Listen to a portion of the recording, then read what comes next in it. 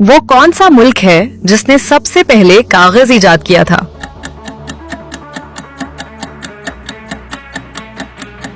सही जवाब चाइना। अगला सवाल, दुनिया का वो कौन सा मुल्क है जो तालीम में सबसे आगे है?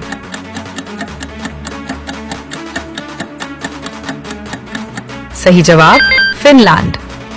अगला सवाल, वो कौन सा मुल्क है जहां दुनिया की सबसे ज्यादा लाइब्रेरियां मौजूद हैं?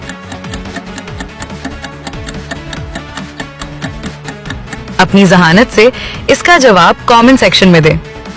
अगला सवाल, वो कौन सा मुल्क है जहां दुनिया की सबसे ज्यादा ज़बानें बोली जाती हैं?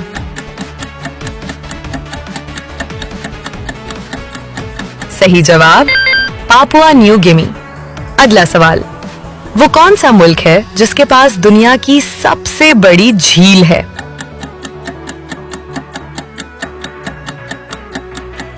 सही जवाब रूस।